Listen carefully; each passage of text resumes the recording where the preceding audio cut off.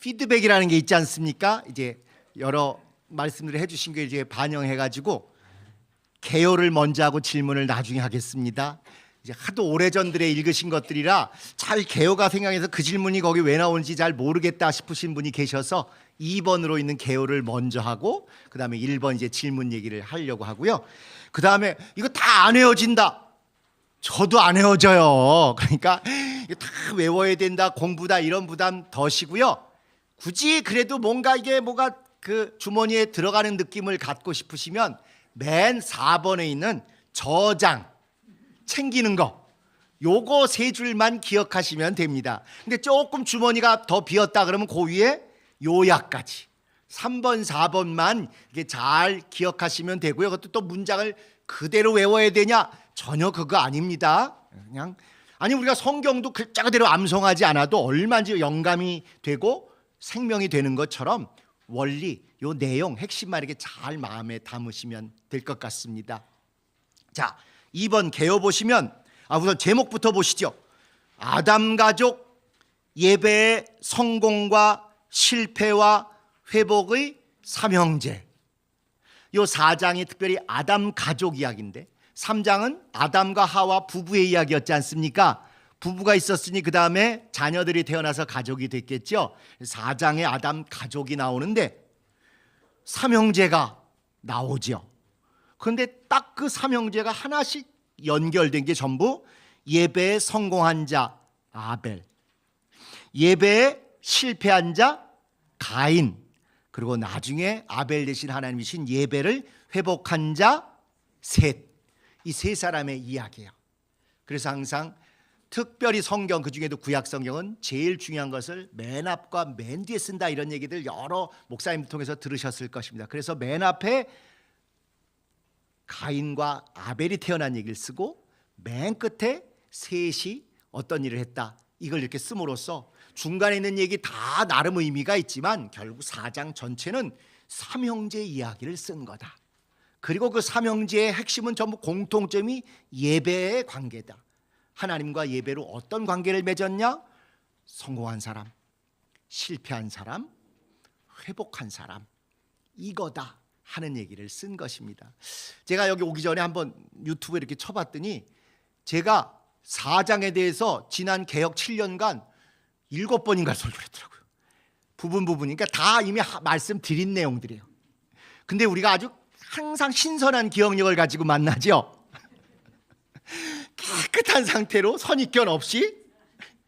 그래서 나중에 이제 자세한 얘기들은 혹시 참고 삼아 그런 데 들어가서 찾아보시면 될 것 같아요. 그러니까 유튜브 가셔서 윤준호 창사 이러면 아마 다 이게 여러 가지 여러분이 구미에 맞으시는 1절부터 5절까지 또 6절부터 14절까지 뭐 이런 식으로 다 되실 수 있을 것 같습니다. 오늘은 그걸 요약해서 핵심적인 거 가정 이야기를 좀 해보고자 합니다. 개요 보시면 첫 번째 하와가 가인과 아벨을 낳았다.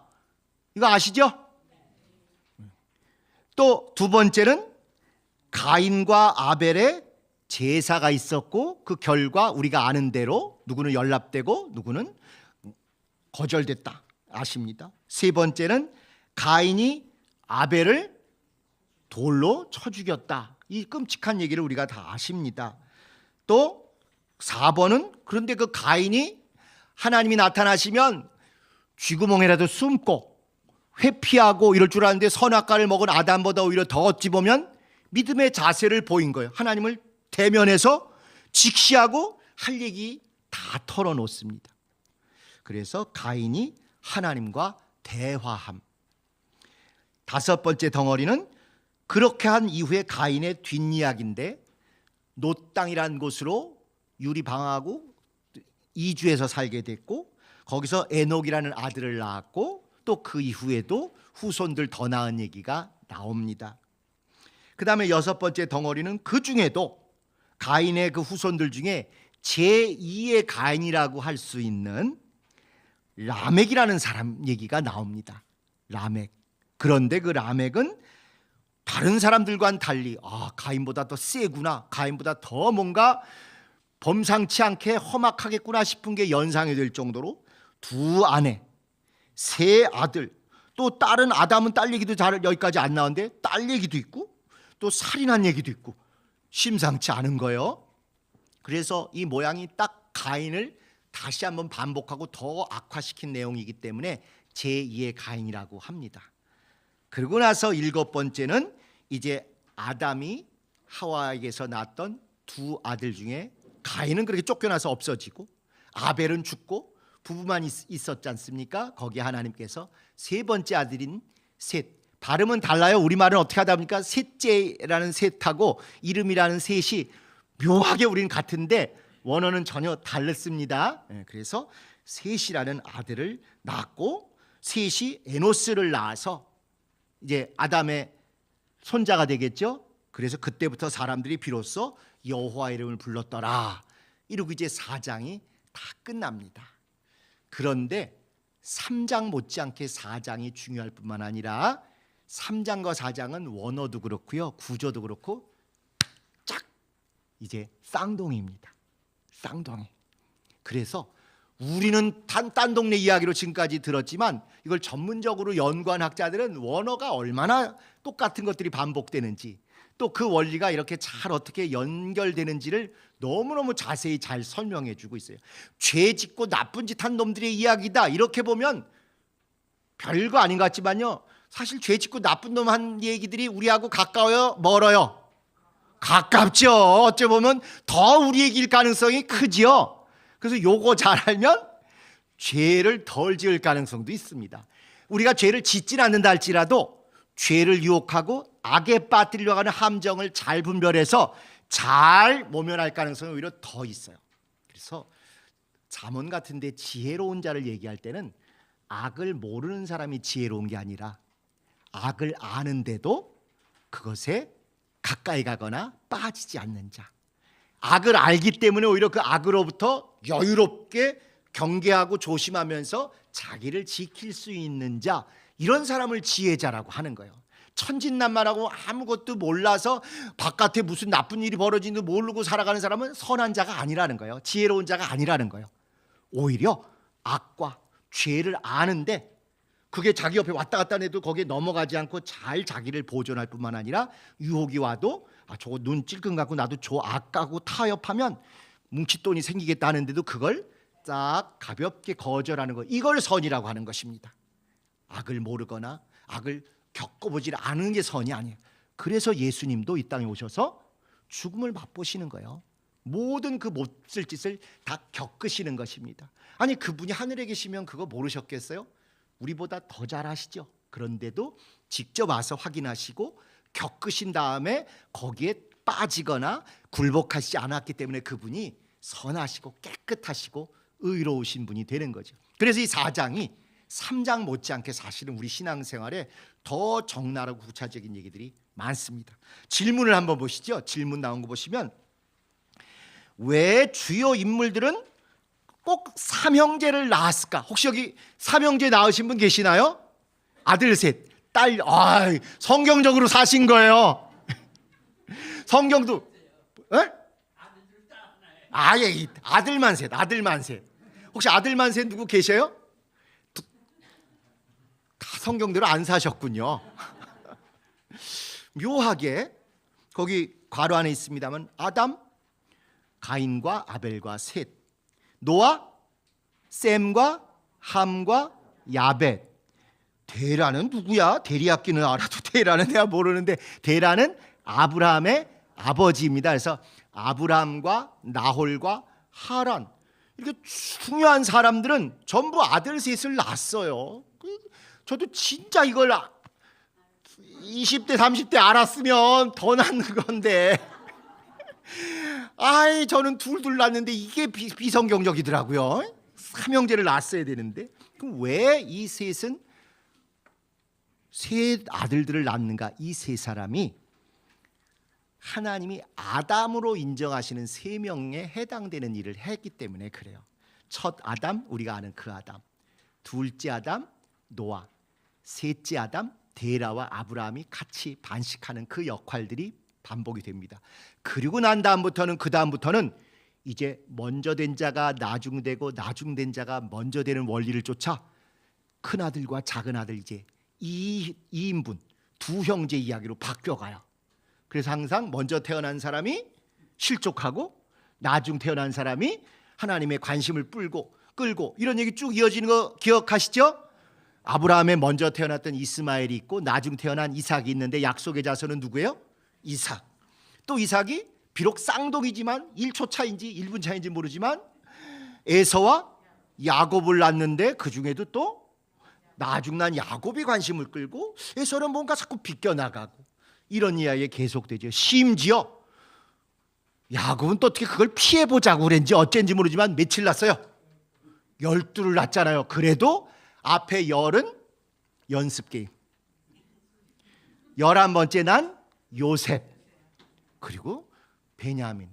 이렇게 무언가 자꾸 이제부터 하나님이 뭔가 원리를 가지시고 우리에게 뜻을 알려주시려고 이렇게 하는구나가 점점 이제 선명하게 드러납니다. 그래서 왜 주요 인물들은 삼형제를 낳았을까? 인간적으로는 모르지만 하나님이 일을 하시는 거 보니까 일부러 하나님과의 새 관계를 보여주시려고 그렇게 하셨다. 그래서 여기의 경우에는 예배를 성공한 아들, 예배를 실패한 아들, 예배를 회복한 아들. 자, 이게 가정에서 이런 차원이 있다면 교회에서도 이런 차원이 있게 됩니다. 또 각각 개인도 내가 항상 충만할 때 예배 성공하던 그 시절이 있고 예배 완전히 폭삭망하고 예배만 가면 씩씩거리고 이런 시절이 있었고 무언가 계기가 있어서 뉘우쳐가지고 예배가 회복되던 그런 시절이 있었고 우리가 20년, 30년, 40년, 50년 신앙생활 하신 후에 이렇게 청룡열차 마냥 왔다 갔다 합니다. 또 어떤 교구는 어떤 목장은 진짜 예배만 되면 신나가지고 성공적으로 막 가는 목장이 있고 어떤 목장은 잘 모여, 잘 먹어, 좋아해. 그런데 예배 때만 되면 일심동체로 자. 뭐 이런 목장도 또 있는 거예요. 어떤 목장은 한번 대판 싸웠어 예배 때. 에? 누가 대표기도 하기로 했는데 안 온 줄 알고 딴 사람을 시켰더니 저 뒤에 늦게 와가지고 왜 내 대표기도 내 빼먹었냐고 대판 한번 싸웠네요. 완전히 다 교회 나갈 줄 알았더니 나중에 어떻게 잘 화목돼가지고 이젠 진짜 새롭게 예배를 더 뜨겁게 드리는 목장이 생겼다. 이게 아들 셋의 이 관계가요 교회에서 전교회적으로 또는 목장 관계로 목장별로 또는 내 개인의 인생에서도 계속 이게 반복이 됩니다. 한 번만 반복되는 게 아니라 몇 번이든 될 수 있어요. 그러니까 진단을 한 거죠. 내가 지금 예배와 관계돼서 성공기인지 실패기인지 회복기인지. 우리는 나름 그래도 원감 있는 시절엔 다 예배 성공기에 해당했잖아요. 근데 2013년 이후로 2013년 이후로 누가 이렇게 올라간 다음부터는 그 다음부터는 예배 실패기를 온 교회가 다 겪은 거 아니겠습니까? 예배 실패기를. 요즘 이제 그 저쪽에서 뭔가 이러면 안 되겠다고 혁신위를 구성하고 이런 분들 표현이 주일날 그 예배 들어가는 게 지옥 가는 것 같다는 거예요. 지옥 가는 게. 그걸 우린 진작 졸업했잖아요. 지옥 졸업기를. 그렇게 우리가 말씀드렸는데도 안 하다가 결국 이제 진짜 그분들이 우리의 분노보다 더 크더라고요. 우린 그래도 예배 성공기를 길게 겪고 너무 격차가 커서 그래도 생명과 영역이 있을 때 박차고 나와서 이게 극복이 되는데 그분들이 너무 긴 기간을 그러니까 극복이 안 되시는 거예요. 그런데 이제 우리는 지난 6년, 7년을 가면서 드디어 회복하려고 몸부림을 치죠. 그런데 금방 될 줄 알았더니 코로나한테 뒤통수를 된통 맞았어요. 그래서 다 끝날 줄 알았는데 이제 살아나려고 예배 회복을 위해서 개인적으로도 노력하셨을 것이고 또 예배당별로도 하셨을 것이고 이젠 주일 낮 예배만이 아니라 주일 오후도 이렇게 해서 우리가 다시 한번 창세기 4장에 나오는 셋의 믿음, 예배 회복계의 믿음을 온전히 체험하고자 하는 것입니다. 그래서 이 세 아들의 경험이 성공자 아벨, 실패자 가인, 회복자 셋을 통해서 하나님이 세 유형이 있다를 알려주신 것처럼 우리도 순서대로 성공했던 시절, 그땐 정말 교회 오는데 신바람 났었지 않습니까? 그러나 그 다음에 이게 뭔가 왜 맨날 나는 가서 혼나야 되나? 왜 맨날 나는 돈만 뜯겨야 되나? 왜 맨날 나는 가서 졸다 와야 되나? 왜 맨날 나는 국어 공부가 안 돼가지고 이렇게 국어를 못 알아듣나? 이러고 6년 7년을 여러분이 보내셨던 거 아니겠어요? 13년부터 쳐서 그랬다가 이제 드디어 회복기로 우리가 접어든 셈입니다. 여기서 박차고 한 번 더 올라가는 것이 주님이 우리에게 기대하시는 창세기 4장을 세세 신앙으로 마무리하시는 그런 원리가 되겠죠. 자, 가인과 아벨 성경의 묘사와 실제 성품은 어땠을까? 아니, 돌로 동생 쳐죽인 놈인데 뭐 인간성 나빴겠죠? 또 그렇게만 볼 것도 아니지 않을까요? 아벨은 어땠을까? 아벨은 형한테 항상 착했을까 아니면 개겼을까요? 이게 이렇게 맞아 죽을 정도 되면 영적으로 관계가 있다는 걸 우리가 너무 오랫동안 잘 들었는데 뭔가 맞을 만한 뭐가 있지 않았을까? 그럼 이게 이렇게 되면 이제 소설이 되잖아요. 성경이 아니고. 성경적인 근거가 좀 있어야 될 거 아니겠어요? 같은 창세기에서 요셉 얘기를 한번 보세요. 요셉. 하나님이 축복하시고 잘 약속도 주셔서 특혜를 입고 채색 옷, 색동옷, 그냥 명품 옷을 입었어요. 그런데 형들은 그냥 구제옷, 옛날 구제옷, 그냥 신풍시장에서 산 옷을 입혔어요. 그러면 어떻게 해야 되겠어요? 형들한테 조금 일부러도 미안한 면도 갖고 아버지가 엄마가 또 몰래 찔러주는 거 있으면 좀 나누고 이렇게 해야 생존이 가능하겠죠. 요셉은 어떻게 했죠? 폼 잡았어. 아유, 형 그게 옷이야? 형 거 9명 다 합쳐도 10명 다 합쳐도 그거 10만 원이다. 이거 15만 원짜리야. 이건 백화점, 형들 건 시장. 나는 백화점 이렇게 샵에 있던 거, 형들 거는 어디 있던 거? 매대에 자빠져 있던 거. 아, 이런 그런 비슷한 얘기들이 나오잖아요. 그리고 형 잘못하면 또 가서 꼰질르고. 분명히 약속도 받고 축복도 받았지만 그럴수록 더 겸손과 더 조신함, 신중함이 있었으면 과연 어땠을까? 뭐 여러 가지 생각이 듭니다. 정답이 있어서가 아니라 너무 그냥 글자를 보고 누구는 복 받았다, 누구는 저주 받았다 하면 복 받은 사람은 무조건 인간성도 다 착하고 저주 받은 사람은 무조건 다 나쁘다가 아니라 삶을 우리가 보니 또 그럴 만한 인간적인 요소도 조금씩 있겠구나 하는 것을 다 경험하지 않습니까? 여러분 목장이나 주변 분 중에 진짜 물질적인 축복을 받은 분들이 계실 거예요. 그분이 그 목장에서 기도를 제일 많이 하신 분입니까? 그분이 정말 중심을 다하여 주일 봉사와 여러 가지를 제일 잘하시는 분이 꼭 제일 물질 축복 받는 건 아니죠. 그분이 말 실수는 또 엄청 많어. 근데 왠지 모르게 또 물질 축복은 그렇게 쉽게 잘 받으셔요. 근데 정말 전도도 열심히 하시고 봉사도 열심히 하시고 예배 안 빠지시는 그 박 집사님네는 어쩌면 그렇게 재물이 마르는지. 정말 하나님도 너무하시지. 저렇게 진실하게 열심히 하시고 헌신하신 박 집사님 댁에 좀 밀어주시면 우리가 얼마나 정말 사심없이 기쁠 텐데, 보면 꼭 물질 축복 받는 분이 다른 믿음의 과목을 다 성적이 좋으시냐? 그거 아니잖아요.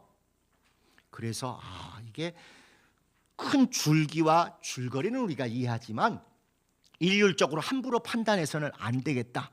그런 생각을 좀 하셔야 됩니다. 그리고 그럼 언제 드러나느냐? 쉽고 편하고 잘 나갈 때 안 드러나잖아요. 2016년까지는 안 드러났잖아요. 대형 사고 터져 보면, 드디어 벼랑 끝에 몰려 보면, 그 다음에 자기 이익이 끊어지느냐 이어지느냐가 드러나 보면 저 사람의 인간성이 그동안 얼마나 외식하고 살았는지를 우리가 너무너무 적나라하게 다 봤죠. 그동안 저 열심이 신령한 열심이었는지, 열등감 때문에 남들 앞서려고 했는 열심이었는지, 세상에서 출세를 못했기 때문에 교회 안에서라도 뭔가 득세 보려고 했던 열심이었는지, 오히려 세상보다 더 진실하고 낮추고 정말 별 볼 일 없는 사람인 줄 보일 정도로 그렇게 겸손하게 했는지가 사건 사고, 특히 극단적이고 대형 사고가 터져보니 적나라하게 드러났습니다. 그렇죠? 가인, 인간성 좋은지 나쁜지 몰랐잖아요. 우리가 내가 여호와로 말미암아 등남하였다. 잔치도 얼마나 크게 했겠어요. 아벨은 부산물처럼 나온 둘째 아들인데 돌잔치 했을라나 모르겠어요. 응? 뭐 아벨에 대해서 뭐라고 얘기가 안 나왔으니까. 그러면 그렇게 막 했으면 좋은 쪽으로 장남답게 정말 가오도 있고, 자꾸 이런 외국어 쓰면 안 되는데 이제 기품도 있고, 그 다음에 리더십도 있고, 이렇게 했을 수도 있지만, 여러분이 주변에 장남 키워서 옹야옹야하고 모든 거 밀어주면 장남들이 어떻게 해요? 나만 알죠. 동생들, 주변 사람들 모르고 모든 게 다 자기 거라고 생각하고 자기 중심으로만 생각합니다. 그러다가 딱 하나님이 자기 제사를 안 받으시고 아벨의 제사를 받으시니까 이게 용납이 안 되는 거 아니겠어요? 아니, 그냥 대단한 신앙이나 대단한 인격 말고 보통의 정상적인 신앙인이라고 한번 생각해 보세요. 하나님이 대놓고 나를 딱 이렇게 손가락질 하시면서 네 제사는 오늘 불합격, 안 받았어, 너 오늘 헌금함에 돈 넣은 거 꽝이야, 이런 얘기를 여러분이 딱 경험하셨으면 느낌이 어떠셨을 것 같아요? 가인파는 어떻게 했겠어요? 아니, 냅둬, 관도, 더럽고 치사해서 냅둬 해놔봐. 틀림없이 이런다니까요. 그럼 지금까지 했던 게 주님께 진심을 다해서 감사와 사랑으로 드렸다는 게 아니라 그냥 좋은 마음으로 자기 돈 넉넉하니까, 자기는 그냥 이런 거 하는 게 습관이니까 했다는 걸 스스로 확증을 하는 것입니다. 만약에 정말 겸손하고 진실한 사람인데 일부러 하나님이 그를 한번 좋은 의미로 테스트하시기 위해서 딱 손가락질 하셔가지고 오늘 너 신통치 않다, 오늘 네 예배 나 거부, 네 헌금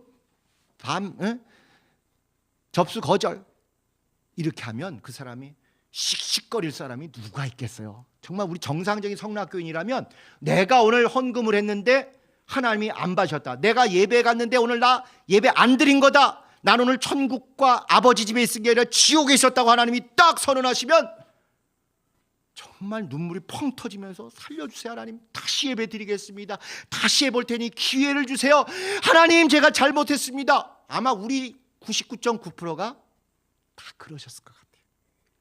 그런데 가인은 하나님이 안 받았다고 딱 그러니까 냅둬, 씩씩 우리 집에 오신데 어쨌건 지금 우리가 잘못해서 쫓겨나긴 했지만 이걸 만회하고 이것을 확실히 회복할 수 있는 그런 기회를 주시기 위해서 아들을 주신데 그냥 막 사모하고 열심히 준비하고 기대했는데 드디어 태어났어요. 와, 하나님이 진짜 주셨다, 얜 하나님이 직접 주시고 대단히 중요한 정말 하나님의 영광의 도구다, 이렇게 기뻐하고 그 다음에 믿음으로 잘 키워야 되는데 인간적으로 옹야옹야 해달라는 거 다 해주고 걔를 위해서 그냥 막 엄마 아빠가 아부하고 아마 이러지 않았을까 싶어요. 형한테 그렇게 극단적으로 다 모든 걸 몰아주면 동생은 어떻게 돼요? 정상적인 대접을 못 받지요. 이게 우리도 그나마 여기 계신 분들은 교회를 다니면서 일찍 개화가 되신 분들이지만 사실 더 나이 많으신 분들 세대는 어땠습니까? 장남만이죠, 장남만.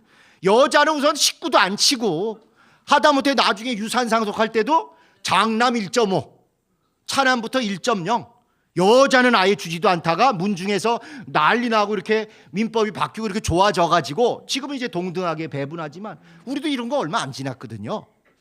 그러니 둘째 아들인 아벨이 제 대우를 받았겠습니까? 그러니까 아벨이 인간성이 좋거나 성격이 좋아서라기보다 환경 자체가 아주 불리하잖아요. 그러면 기댈 때라고는 어디밖에 없어요? 하나님밖에 없어지는 거예요, 결핍이 많으면. 그러니까 얘는 이 제사 안 받다 주시면 나는 희망이 없다, 끝장이다, 이런 마음이 아니었을까. 반면에 가인은 난 뭐를 해도 다 사람들이 나 좋아해주고 난 뭘 해도 다 나 떠받들어주고 내가 하나님의 약속으로 태어난 자라는 거 다 알아, 재산이고 뭐고 다 내 거야. 그래서 아담과 하와의 직업이 농부라 그랬죠. 농부, 목자가 아니고 농부입니다. 그러니까 가업을 이어받은 장남은 농부일 수밖에 없는 거예요. 그래서 땅의 소산으로 드린 거지 뭐 이게 레위기에 뭐가 나고 이건 다 틀린 얘기입니다. 자연스러움이에요. 그냥 아빠가 농부면 농부, 아빠가 어부면 어부, 아빠가 목축하면 목축, 이렇게 하는 식으로. 그래서 장남은 짐작컨대 땅도 물려받고 농부 재산 뭐 다 물려받은 반면에 차남은 받은 게 없어요. 그러면 어떻게 돈 모으든지 뭘 해가지고 가서 그냥 양이라도 한 마리 사가지고 잘 키우고, 얘네 스케일이나 커서 양이지 우리 같으면 뭐예요? 병아리지 병아리.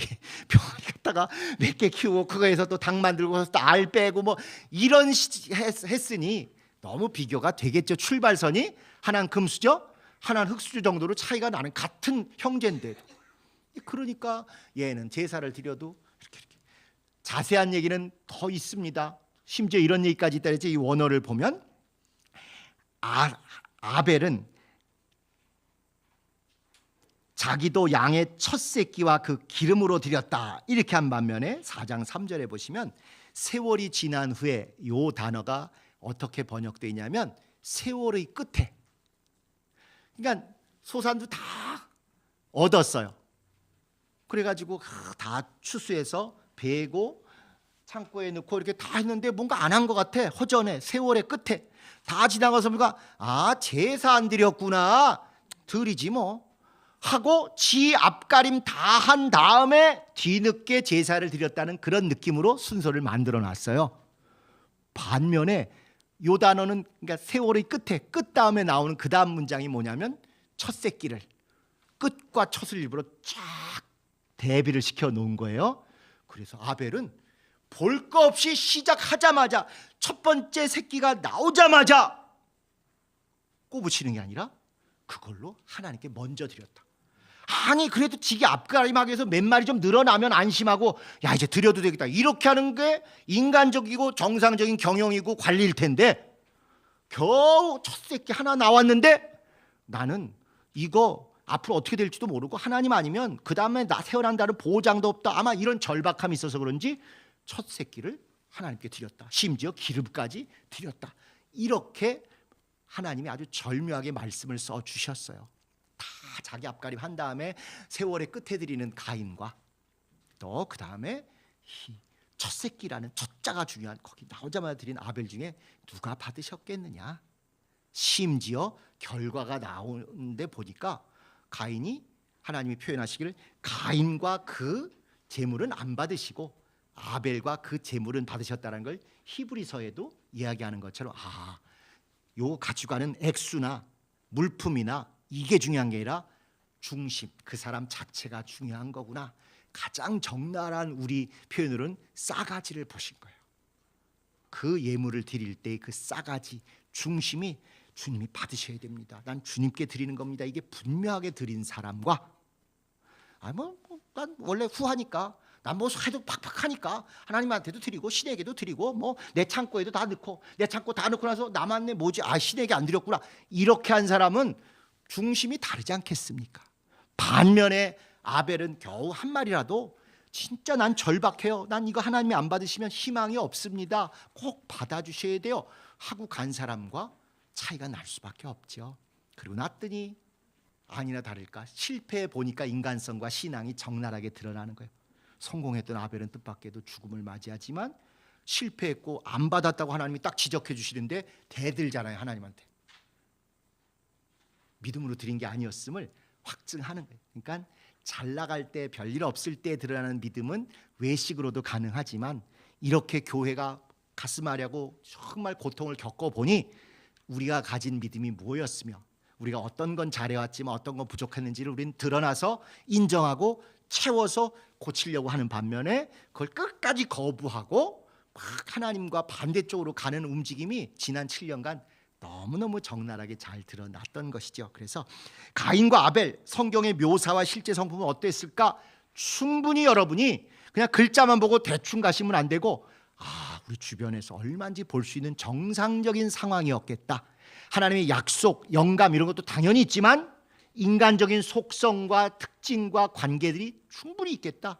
심지어 요셉도 그런 거 보니 가인과 아벨도 그런 면이 있겠다. 한번 생각을 해보시면 좋을 것 같아요. 가인이 동생 아벨을 쳐 죽일 때의 상황은 여호와께 6절에 보시면은 가인에게 이르시되 내가 분하여면 어찌미뇨 뭐 이런 거 많이 있지 않습니까? 전에 제가 한번 설교 말씀 전할 때는 요 부분에 하나님이 무려 7번이나 물으시는, 7번이나 브레이크를 걸라고. 너 지금 열 엄청 받아 있고 분노가 가득 차서 지금 사고 치기 직전인데 너 지금 불신앙이 완전히 가득 찼는데 멈춰 하고 무려 7번이나 용서의 기회를 주시려고 물으셔요. 처음에는 연락하지 않았다는 걸 확 알려주세요. 성경에는 안 나와 있지만 이제 외경이나 이 뒤에 나오는 것들에 의하면 아벨의 제사는 연기가 잘 올라가는데 가인의 제사는 올라가다 딱 꺾이더라, 이런 표현도 있어요. 그건 이제 진리는 아니고 성경은 아니고 후대 사람들이 궁금하지 않겠습니까? 어떻게 연락된지 안 된지를 어떻게 알았을까? 근데 아마도 그 이후에 제사 율법을 이런 걸 참고를 할 때 아마 연기가 올라가다 말았을 것이다. 이제 이런 이제 해석 비슷한 얘기들이 있습니다. 어쨌거나 연락하지 않았다. 그리고서 하나님이 직접 물으시면 너 안색이 변함이 어찌미뇨? 또 그 다음에 분하여 어찌며 안색이 변하면 어찌미뇨? 그 다음에 세 번째는 네가 선을 행하면 어찌 낯을 들지 못하겠느냐? 왜 선을 안 행하고 씩씩거리느냐? 네 번째는 죄를 다스리라. 죄에서 오는 내게 있으나 너는 죄를 다스리라. 다섯 번째는 아벨에게 고하니라. 들로 가자. 우리 성경에는 없지만 이제 또 다른 에는 들로 가자고 아벨에게 고하니. 나 하나님이 나타나서 내 건 안 받았다 그러고 네 건 받았다 그러더라. 어? 나보고 왜 씩씩거리냐고 막 그러더라. 아니 그 얘기하면서 좀 풀고 멈춰야 되는데 그 얘기를 하면서 왜 시험 들면 어떻게 돼? 얘기를 하면서 더 열이 막 올라오죠. 열 받아가지고 더 하다가 그냥 사고 대형으로 치지 않습니까? 그렇게까지 간 거예요.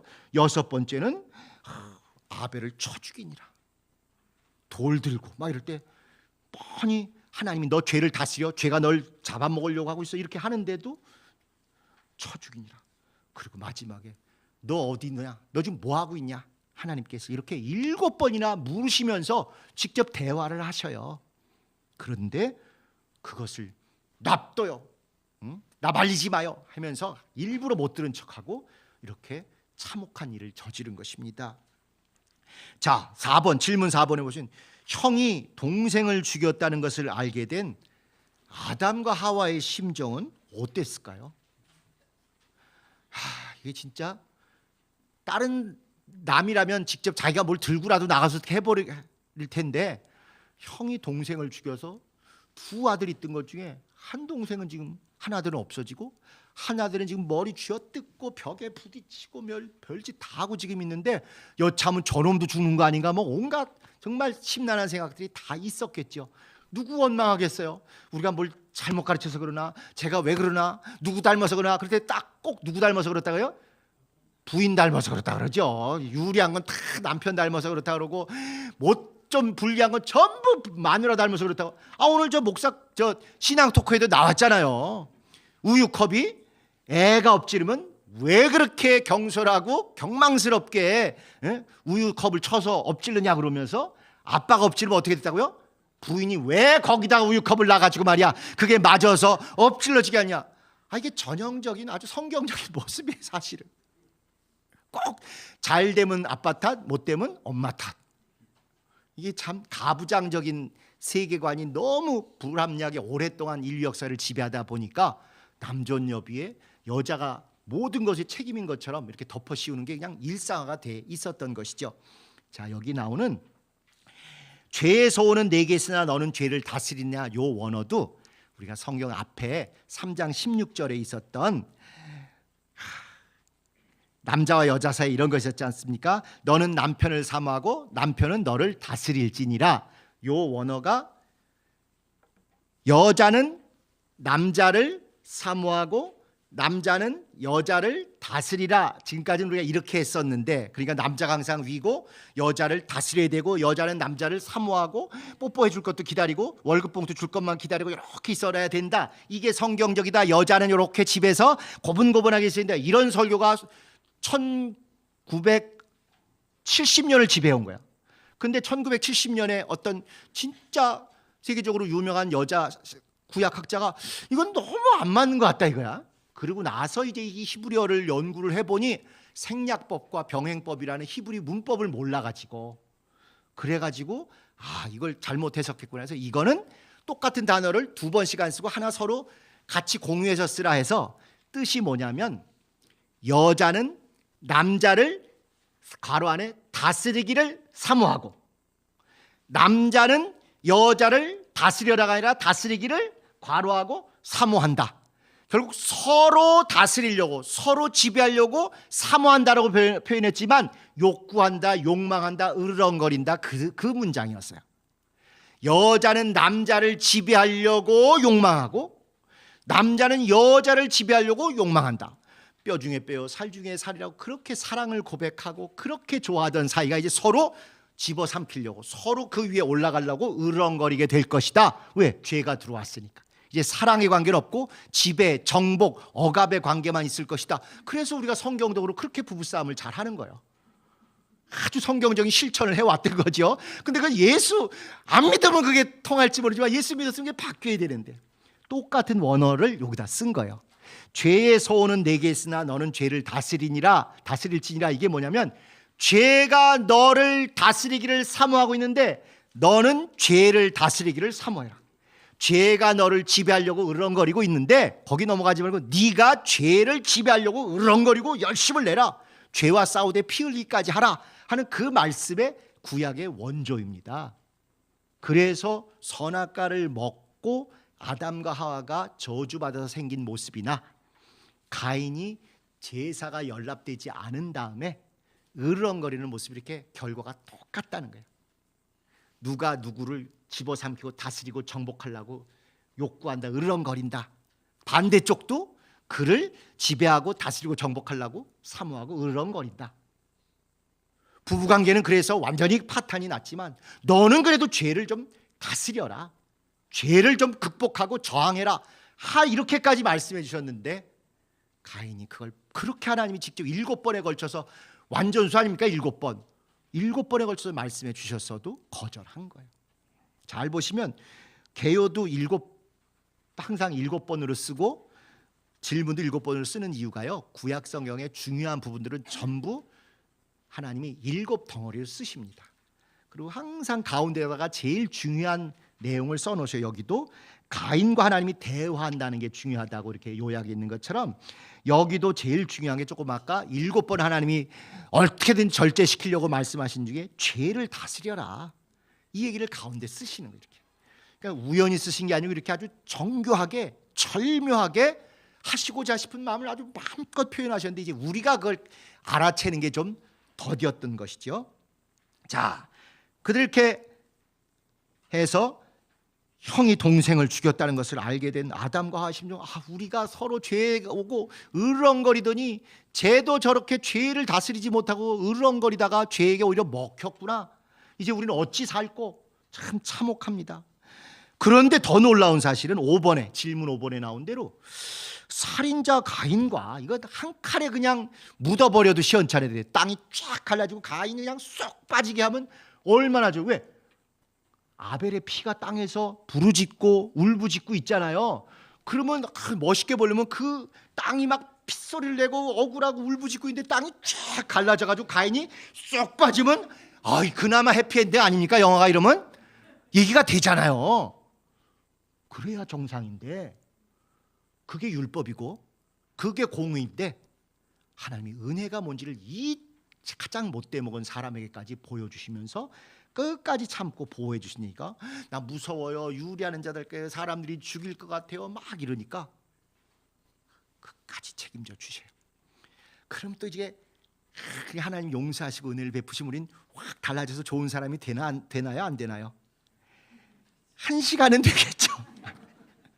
나머지 시간은 또 여전히 가잖아요. 또 그 다음에 가서 너 이 고통을 그래도 느끼고 경감하기, 제대로 회개하고 거듭나기 위해서 좀 유리 방황하라 해가지고 놋 땅에 가서 정착하게 했어요. 놋이라는 단어가 유리 방황이라는 뜻이에요.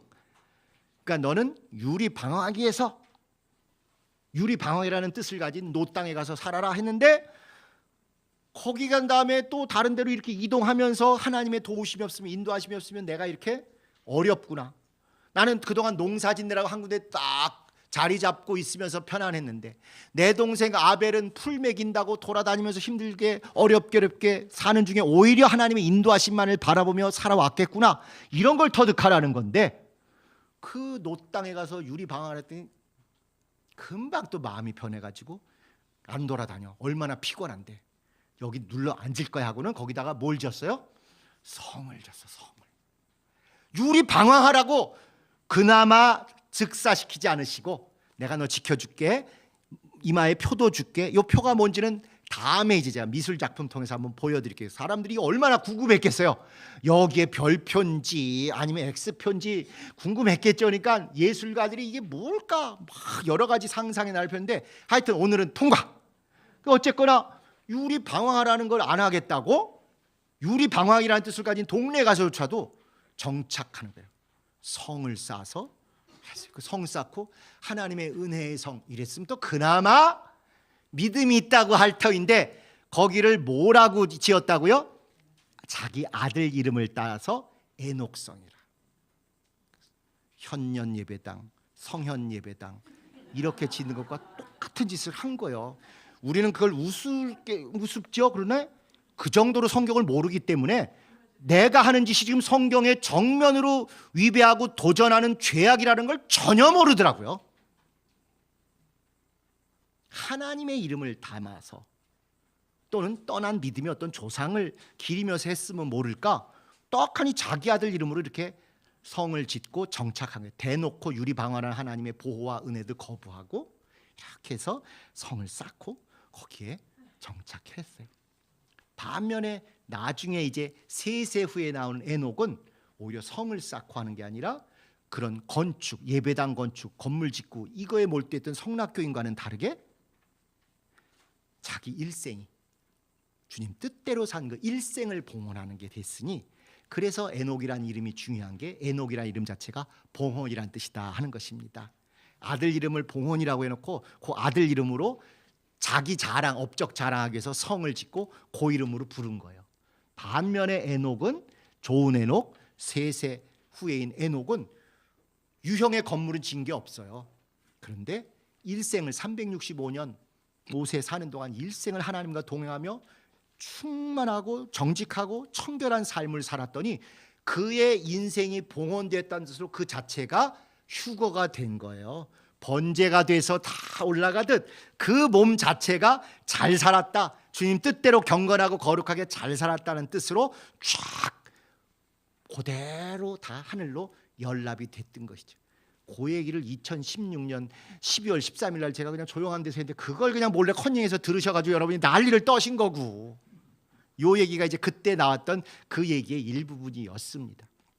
자, 어찌 됐거나 이렇게 살인자 가인과 대화도 하시고 보호도 하시는 하나님의 은혜, 가장 오히려 돌 맞아 죽고 땅이 꺼져서 빠져 죽어도 시원찮은 놈에게까지 은혜를 베푸시는 하나님은 이때 이미 보여주신 거죠. 근데 갑자기 그 다음에 이제 라멕이라는 사람이 또 후손 중에 제2의 가인이라는 라멕은 왜 튀어나왔고 무슨 이유로 누구를 죽인 건가에 대해서 여러 사람들이 추측을 했는데 제가 보기에는 이 라멕은 아까 얘기한 대로 굉장히 아주 혈기왕장하고 죄 짓는데 조금도 주저가 없는 사람이에요. 그래서 어떤 여기에 보면 소년 또는 사람이라고 했는데 누가 자기에게 이렇게 딱 상처를 냈다 이거예요. 그러니까 그게 열이 받아가지고 머리가 확 돌아서 그냥 죽여버렸다는 거예요. 그리고 그거를 또 부인들 앞에서 자랑을 하는 거예요. 나 함부로 대하지 마. 나 대단한 사람이야. 어떤 조그만 놈이 나한테 대들다가 이렇게 여기 걷길래 내가 그냥 죽여버렸어.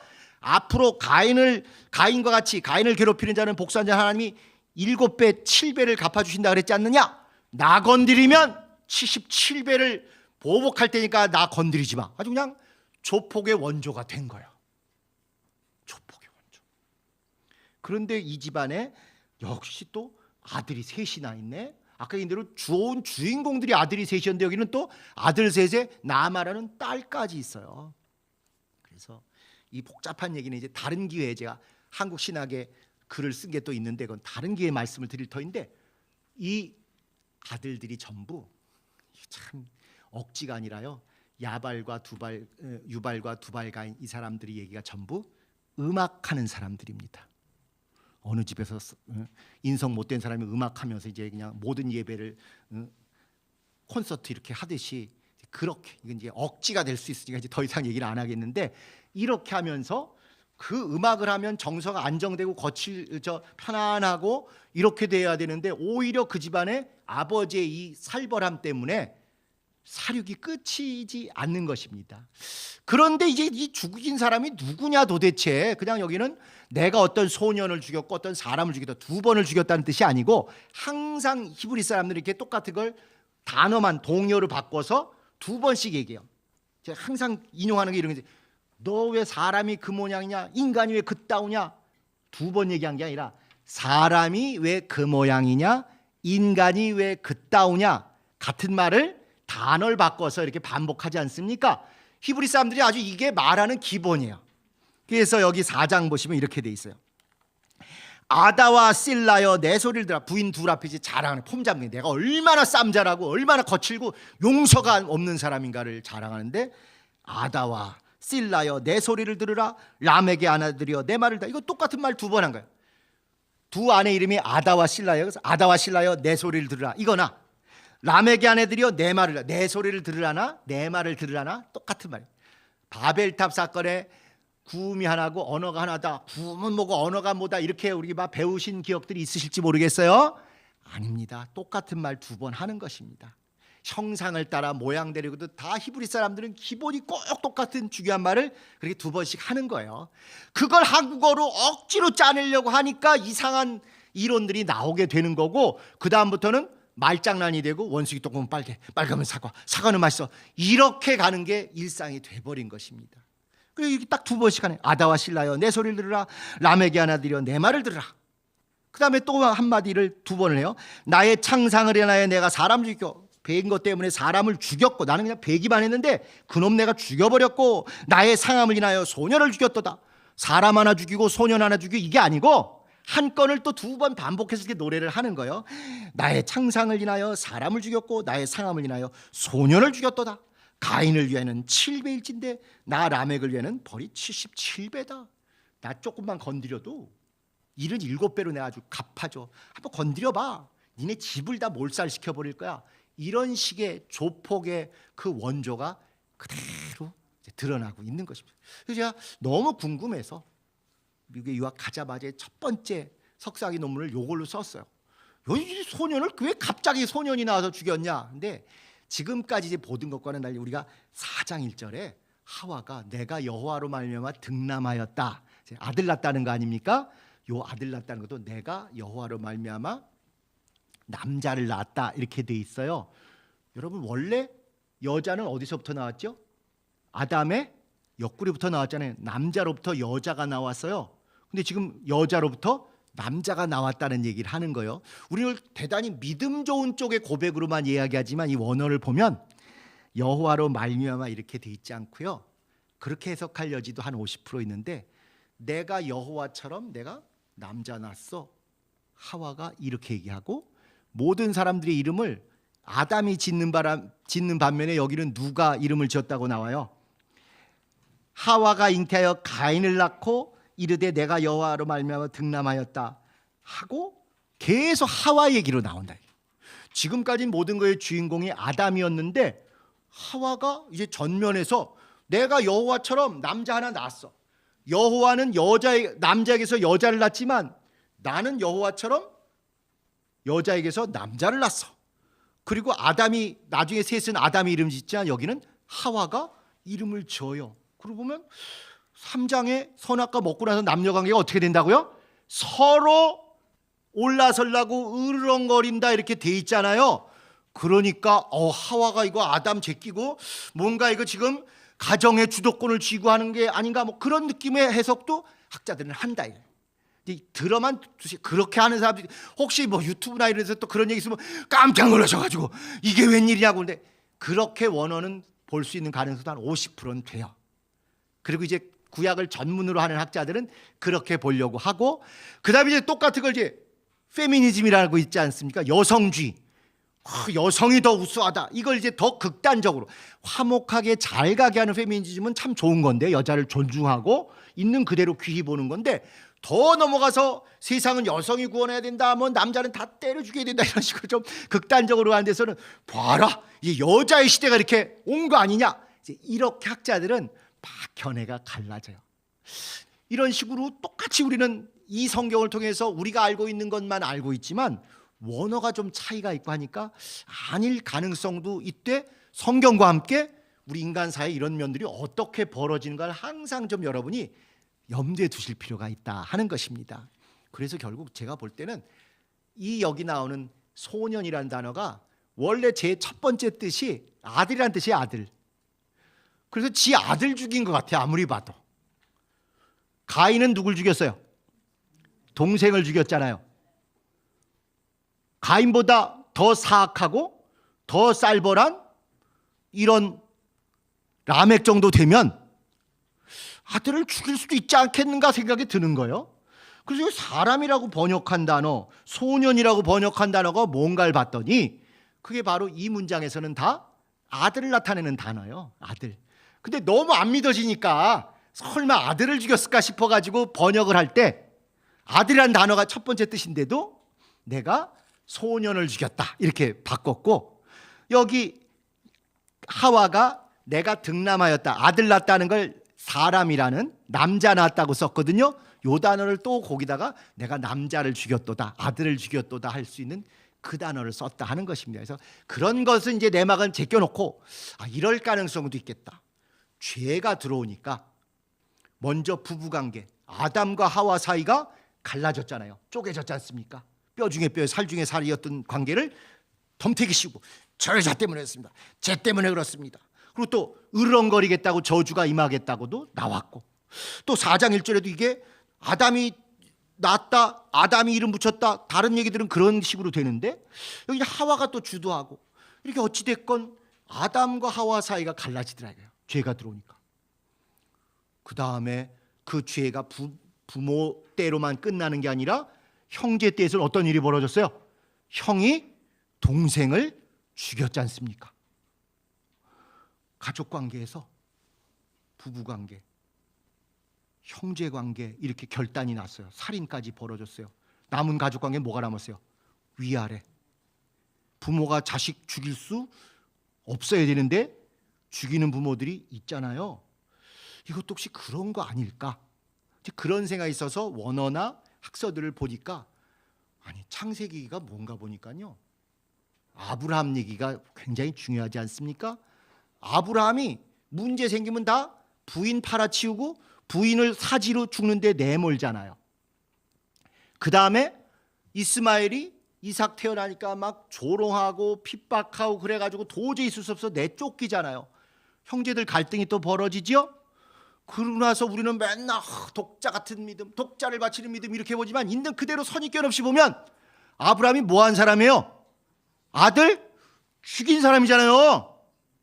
다만 그게 자기 혈기나 죄나 나쁜 생각이 아니라 하나님이 시험하시려고 명하셨기 때문에 했지만, 아브라함 얘기 결국 다 보면 부부 사이 벌어지고 형제 사이 벌어지고 아버지가 아들 죽인 이야기로 절정을 이뤘어요. 다만 하나님의 뜻이 있기 때문에 그걸 칼은 못되게 하고 아브라함 멈추게 한 다음에 우리 주 예수 그리스도께서 그 모든 것을 이루실 그걸 보여주신 얘기가 아브라함 얘기 아니겠습니까?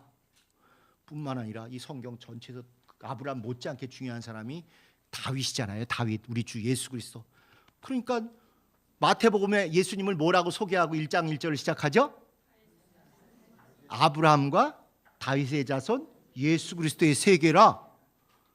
다윗의 일생 뭐 대단히 화려하고 뭐 많지만요, 뭔 일 한 거예요? 첫 부인인 미갈하고 사이 벌어지고, 또 밧세바 이상하게 해가지고 사고 쳐서 저주받는 일이 벌어지고, 부부 갈등이 있잖아요. 아들들끼리 학살하고 이게 한두 번이 아니죠. 에?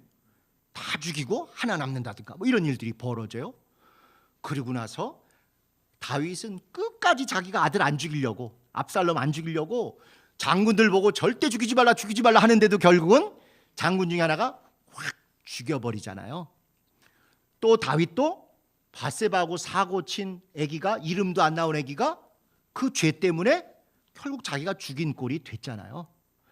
이런 것들 보면 다윗 이야기도 대단히 화려하고 엄청나지만 결국 가족 간에 죄가 들어온 가족이 어떻게 되느냐? 부부가 갈라지고 형제가 죽여 살려 사륙이 벌어지고 피하려고 별짓을 다 하고 자기도 알지 못하는 사이에 자기도 모르게 아버지가 아들을 죽이는 이런 스토리가 구약 내내 가장 중요하고 우리 주님의 조상이라고 딱 신약성경 첫 장 첫 절에 나오는 이야기, 아브라함과 다윗의 자손 예수 그리스도의 세계라 이렇게 나오더라고요. 그래서 아마 그런 것들을 볼 때 이게 아들까지 죽이고 이런 몹쓸 저주의 완성을 범한 게 라멕의 이야기가 아닐까. 이건 뭐 이게 정답입니다, 진리입니다를 말씀드리는 게 아니라 이렇게 성경이 열린 구조로 얼마인지 우리 삶의 적나라한 모습을 다 담고 있다는 걸 한번 여러분이 마음에 넣어두시면 좋을 것 같아요. 그러고 나서 보면 성경이 한마디로 얘기하는 게, 우린 하나님 아버지께서 예수 아들을 보내서 우리를 구원해 주셨다 이거지만 더 적나라하게 보면 하나님 아버지가 아들 죽이신 얘기잖아요. 맞죠? 별로 마음에 안 드시나 보네. 그런데 그게 나쁜 뜻이나 우연히 죽인 게 아니라 벌어지만도 못한 우리를 구원하시겠다고 그렇게 우리를 위해서 아들을 죽이시는 데 내주셔서까지 그 살리는 길을 내주신 거잖아요. 그래서 선입견으로 보면 아버지의 사랑이지만 가장 적나라하게 보면 아버지가 아들 죽인 종교가 우리 기독교예요. 아버지가 아들 죽인다는 최악의 저주스러운 고통스러운 사건을 통해서 우리 모두를 구원하시고 우리 후손까지 책임지신 그 얘기예요. 그리고는 죄 때문이라면 부부간에 죽여 살려 이래야 되는데 버르지만도 못한 우리를 끝까지 최고의 배우자라고 예수께서 우리를 끝까지 책임지시고 데려가시겠다고 하는 거예요. 그 예수를 죽인 자는 그 형제들이 죽였잖아요. 같은 유대인들이. 그래서 형제들이 죽인 예수. 또 우리도 아무리 신부된 교회라고 하지만 얼마든지 예수 배신하고 예수 죽일 수도 있는 우리들인데 끝까지 책임지시겠다 그러고 끝까지 뼈 중에 뼈, 살 중에 살로 데려가시겠다고 아예 죽으실 때도 일부러 옆구리에 피까지 흘리시면서 해주신 그 얘기가 성경 이야기입니다. 결국 성경 이야기 대단히 심오한 것 같아도 가족 이야기고 부부간에, 형제간에, 부모 자식간의 이야기인데 구약의 중요한 세 사건은 참혹하게도 죄가 들어온 다음에 아담과 하와 부부 깨지고 가인과 아벨 형제 깨지고 아마도 라멕과 그 이름 없는 아들 부자지간에 사륙이 벌어진 것 같고 아브라함도 역시 부부간 깨지고 형제간 깨지고 아버지가 아들을 죽일 뻔한 그 위기를 보여주셨고 다윗도 역시 부부간 깨지고 또 형제간의 사륙으로 다 몰살을 시키고 그 다음에 끝까지 거부하려고 안 죽이려고 발버둥치지만 결국은 아버지가 죽인 꼴이 되는 이런 이야기였는데 신약의 우리 주 예수께서 오셔서 이걸 완전히 처참한 이걸 완전히 뒤엎으셔서 하나님 아버지를 우리가 죽이거나 아버지가 우리를 죽일 그거를 우리를 대신해서 아버지께서 아들을 죽이신 것이 되었고 형제들이 그 예수를 죽인 것에서 끝까지 보복하지 않으시고 거기에 탄통속일 수밖에 없는 우리들을 아내로 삼으셔서 영원한 배우자, 영원한 신부된 교회로 함께 데려가시겠다는 것, 그것이 성경 전체의 가장 굵직한 가족 이야기의 핵심입니다. 이걸 듣게 된 셋이, 세 번째 아들이 저주받고 처참한 가족 아니겠어요? 엄마 아빠 싸워, 형이 작은 형 죽여, 그리고 또 저쪽 그 작은 형네 집안에 보니까 큰 형네 집안 보니까 또 어떤 아버지가 어떤 아저씨가 아들을 죽여. 와, 진짜 저주받고 이런 집안이 세상에 있을까? 그러면 교회를 다녀야 되겠어요? 말아야 되겠어요? 안 다니게 되잖아요. 교회 좀 어렵다니까 우리 자녀들이 안타깝게도 교회 안 나오잖아요. 너무 힘들고 창피하고. 그런데 그 셋은 그래서 나부터 다시 시작하자 하고는 아담이 이름 짓기를 셋, 너로 하나님의 뜻이 다시 정해졌다라는 뜻을 정하니 셋도 자기가 아들을 낳는다면은 너는 아담이다, 새로 태어난 아담이다. 아담과 똑같은 단어인 사람, 인간, 동의어인 것처럼 아담, 에노스라는 이름이 동의어입니다. 너 또 다른 인간, 또 다른 출발이다. 너부터 다시 시작하자. 그래야 우리 집안이 예배 실패했던 가인 형, 예배 성공했지만 오히려 성공 때문에 죽어버린 아벨 형을 이어서 너와 내가 예배 회복자의 집안으로 다시 새 출발하자 하고 참혹한 사장을 진짜 이렇게 역전으로 마무리를 시킨 것입니다. 그러니까 우리가 나름대로 여러분들도 예수 믿기 전에 집안의 내력이라든가 참혹함이라든가 창피함, 너무 고통스럽고 저주스럽고 정말 기억하고 싶지 않은 것들도 있으셨을 수 있어요.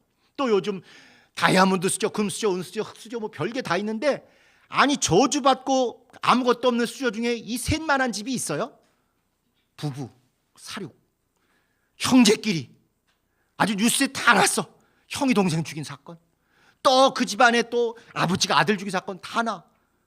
이름 바꾸고 국적 바꾸고 이러고 싶은데도 오히려 다시 새 출발하겠다고 이런 걸 본다면, 이제 장남의 유리함, 차남의 불리함 이런 거 핑계가 아니라 은혜 받고 예배 회복하는 수밖에 다른 게 없다.